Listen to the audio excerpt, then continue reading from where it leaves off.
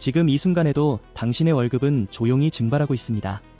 환율 앱을 켜보셨습니까? 1470원이라는 숫자가 당신을 비웃고 있을 겁니다. 작년 말 정부가 넥타이 풀고 나와서 투기 세력 잡겠다고 호언장담할 때만 해도 믿었죠. 하지만 그건 진통제였을 뿐입니다. 약발이 떨어지자 환율은 다시 미친 듯이 치솟았거든요. 이제 우리는 인정해야 합니다. 1400원대 환율이 일상이 된 시대를 살고 있다는 사실을요. 오늘은 이 잔혹한 현실의 진짜 원인을 파헤쳐 보겠습니다. 2026년 1월 현재 원달러 환율은 1440원에서 1480원 사이를 오가고 있습니다. 외환 당국이 달러를 풀어 시장에 개입했지만 효과는 일시적이었죠. 시장은 냉정했습니다. 한국 정부의 실탄이 떨어졌다는 인식이 퍼지자 환율은 다시 튀어 올랐거든요. 진짜 고수들은 이미 알고 있었어요. 저건 언발의 오줌 누기라고요. 더 뼈아픈 건 우리만 당하고 있다는 겁니다. 달러가 세진 건 맞습니다. 천조국 형님들이 워낙 잘 나가니까요. 하지만 일본 엔화나 유로화보다 원화가 더 심하게 두들겨 맞고 있어요. 원화를 달러로 나눈 가치는 이제 0.0006달러 수준까지 떨어졌습니다. 글로벌 자본시장에서 한국 돈은 매력 없는 아이템 취급을 받고 있는 겁니다.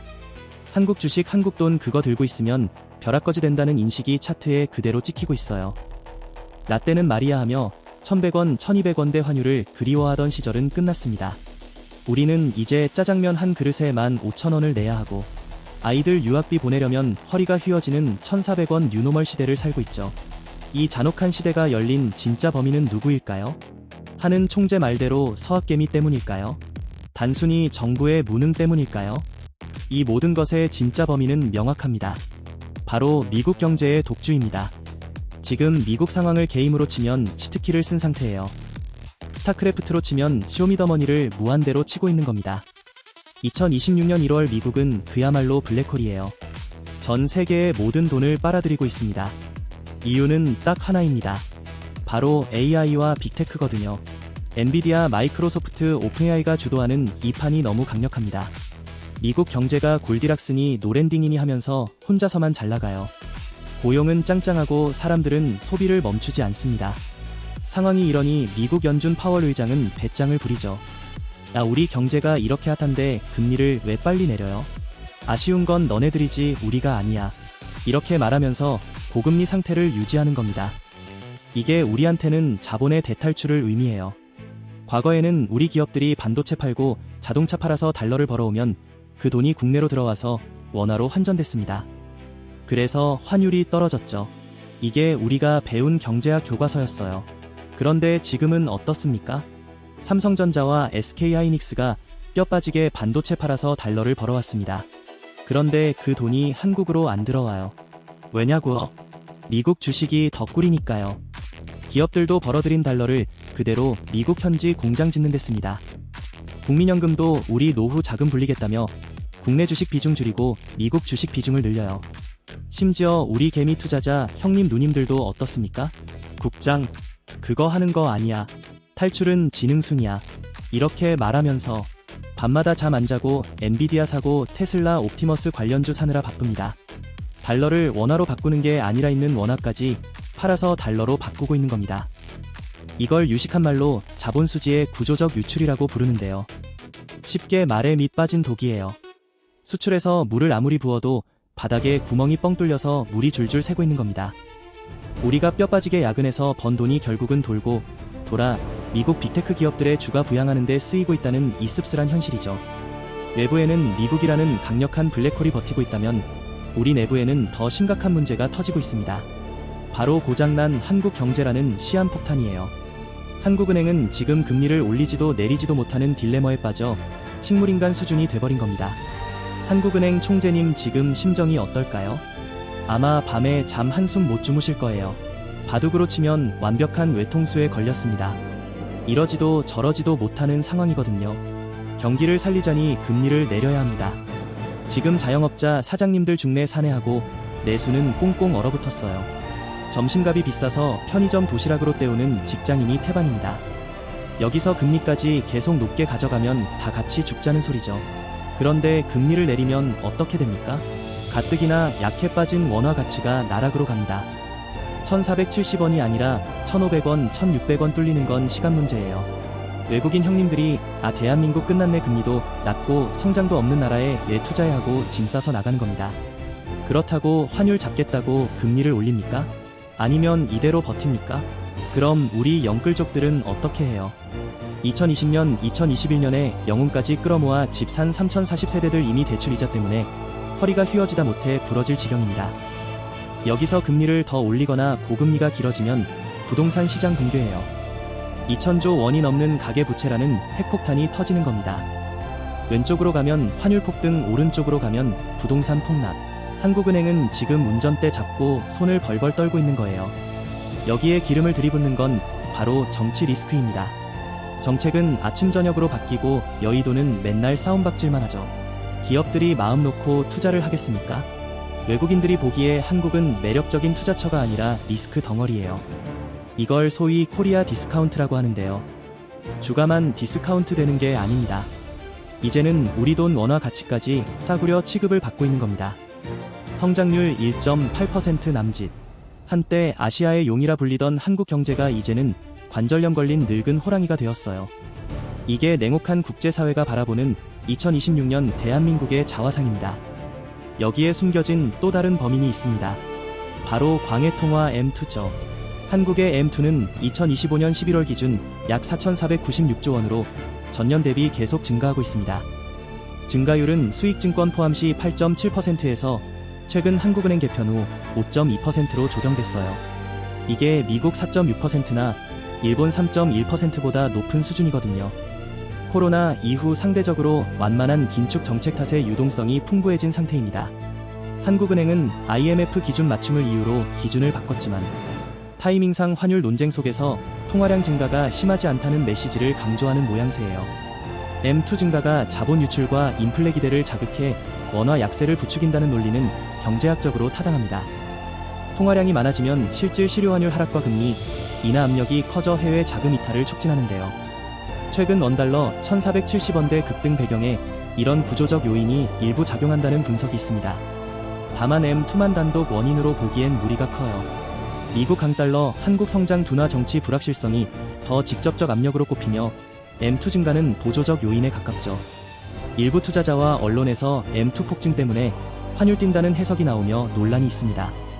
한국은행은 누적 증가율이 2020년 이후 49.8%로 주요국과 비슷하다고 반박하지만 시장은 다르게 보고 있어요.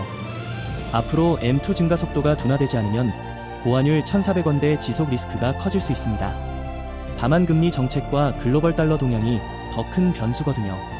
결론적으로 맞는 말이긴 하나 환율 상승의 주범이라기보단 복합 요인 중 하나로 보는 게 정확합니다. 희망 고문은 그만합시다. 그렇다면 앞으로 환율은 어떻게 될까요? 1,500원이라는 마의 벽을 넘게 될까요? 아니면 기적처럼 다시 안정될까요? 곧 괜찮아지겠지, 설마 나라 망하겠어. 죄송하지만 이런 희망 회로는 이제 끄셔야 합니다. 단기간에 1,300원대로 복귀할 가능성은 거의 제로에 가까워요. 국내외 날고 긴다는 은행들과 연구기관들이 내놓은 2026년 상반기 전망치는 1,400원대 중후반입니다. 1,450원에서 1,480원 사이를 왔다 갔다 하는 고공행진이 계속된다는 거죠. 그런데 이건 그나마 평온할 때 이야기예요. 만약 여기서 변수 하나만 터지면 어떻게 될까요? 중동에서 미사일 한 방만 더 날아오거나 대만 해협에서 군함끼리 스치기만 해도 1,500원 돌파는 시간 문제입니다. 트럼프 2기 행정부가 우리 물건 사절하며 관세 폭탄이라도 때리면 1,550원, 1,600원도 불가능한 숫자가 아니에요. 가장 무서운 건 고환율의 고착화입니다. 이게 무슨 소리냐고요? 우리가 일본 보면서 엔화 싸다, 일본 망했네 하고 낄낄거렸죠. 이제 우리가 그 꼴 난다는 겁니다. 원달러 환율 1,400원이 비정상이 아니라 뉴노멀 즉 당연한 일상이 되는 시대예요. 이렇게 되면 우리의 삶은 어떻게 될까요? 인플레이션 지옥이 열립니다. 우리는 기름 한 방울 안 나는 나라예요. 밀가루, 콩, 옥수수 다 수입해서 먹습니다. 환율이 오르면 수입 물가가 미친 듯이 뛰죠. 짜장면 한 그릇에 2만원, 김밥 한 줄에 6,000원, 휘발유 1리터에 2,500원. 내 월급 빼고 다 오르는 기적을 보게 될 거예요. 마트 가서 장 보는 게 공포 영화보다 더 무서운 일이 됩니다. 기업들은 어떨까요? 수출 기업은 환율 오르면 좋은 거 아니냐 하시는 분들 계신데 그것도 옛말이에요. 원자재 가격이 폭등해서 남는 게 없습니다. 내수 기업들은 말라 죽어요. 결국 스태그플레이션 경기는 안 좋은데 물가만 오르는 최악의 상황이 닥치는 겁니다. 열심히 일해서 돈 벌면 뭐 합니까? 앉은 자리에서 내 돈의 가치가 20%, 30%씩 삭제되고 있는데요. 이것은 공포 조장이 아니에요. 데이터와 전문가들이 경고하는 가장 합리적이고 가능성 높은 시나리오입니다. 그렇다면 이 난세에 우리는 어떻게 살아남아야 할까요? 국가도 못 믿고 한국은행도 못 믿는다면 결국 믿을 건 내 지갑뿐이에요. 자, 이제 결론을 내려봅시다. 정부가 환율을 방어해 줄 거라고요? 한국은행이 물가를 잡아줄 거라고요? 죄송하지만 그런 순진한 믿음은 쓰레기통에 버리셔야 합니다. 1470원이라는 숫자는 국가 시스템이 당신의 자산을 지켜주는데 한계에 도달했다는 항복선언이나 다름없어요. 이제 우리는 인정해야 합니다. 이 거친 파도 속에서 믿을 건 오직 내 판단과 내 지갑뿐이죠. 각자 도생만이 살 길입니다. 그렇다면 당장 내일 아침부터 우리는 무엇을 해야 할까요? 야수의 심장으로 단타치지 마십시오. 지금 1470원에서 더 오를 거야 하고 달러 선물에 몰빵하거나 정부가 개입하겠지 하고 인버스를 사는 건 투자가 아닙니다. 그건 강원랜드 가서 홀짝 게임하는 도박이에요. 지금 환율 시장은 정부의 구두 개입 한마디, 트럼프의 트윗 한 줄에 10원 20원이 미친듯이 널뛰는 변동성 장세입니다. 고래 싸움에 새우등 터진다는 말 딱 지금을 두고 하는 말이에요. 어설픈 예측으로 들어갔다가는 뼈도 못 추리고 계좌 녹아내립니다. 예측하려 하지 말고 대응하십시오. 기계적인 분할 매수만이 살 길이에요. 자녀 유학 자금이 필요하거나 해외 결제 대금이 필요한 사장님들, 조금만 더 기다리면 1300원 오겠지 하며 기도 매매하고 계십니까? 그러다 영영 기회 놓쳐요. 환율이 1440원대 초반으로 살짝 눌릴 때마다 감정을 섞지 말고 기계적으로 달러를 사 모으십시오. 1400원이 바닥이라고 생각하고 접근하는 게 정신 건강에도 좋고 리스크 관리에도 유리합니다. 무릎에서 사서 어깨에서 팔라는 주식 격언 환율에도 똑같이 적용되거든요. 평균 단가를 맞추는 전략이 결국 가장 안전해요. 한 번에 몰빵하지 말고 나눠서 사십시오. 이게 진짜 고수들의 전략입니다. 달러 자산은 선택이 아니라 생존 필수템이에요. 아직도 전 재산을 원화 예금이나 국내 주식에만 100% 넣어두고 계십니까? 그건 마치 구명조끼 하나 없이 타이타닉호에 타고 있는 것과 같습니다. 내 전체 자산의 최소 30% 이상은 반드시 달러 자산으로 채워야 해요. 미국 우량 주식이든 달러 예금이든 미국 채권이든 상관없습니다. 원화 가치가 폭락하면 내가 가진 달러 자산의 가치가 올라서 내 자산 전체를 방어해 주거든요. 이것은 돈을 불리기 위한 투자가 아닙니다. 내 가족의 생계를 지키기 위한 최소한의 보험이에요. 해지라는 개념을 이해해야 합니다. 한쪽이 무너지면 다른 쪽이 버텨주는 구조를 만드는 거죠. 전문가들이 포트폴리오 분산하라고 하는 게 바로 이런 이유예요. 달러 자산 30%는 최소한의 방어선입니다. 여유가 되신다면 40%, 50%도 괜찮아요. 물론 모든 걸 달러로 바꾸라는 얘기는 아닙니다. 적정한 비율을 유지하면서 리스크를 분산시키는 게 핵심이거든요. 이제는 글로벌 자산 배분 시대입니다. 국내에만 올인하는 건 너무 위험해요. 환율은 거짓말하지 않습니다. 1470원이라는 숫자는 대한민국 경제에 켜진 빨간 경고등이자 우리에게 보내는 마지막 구조 신호예요. 설마 어떻게든 되겠지 하며 이 경고를 무시하고 가만히 있을 것인가요?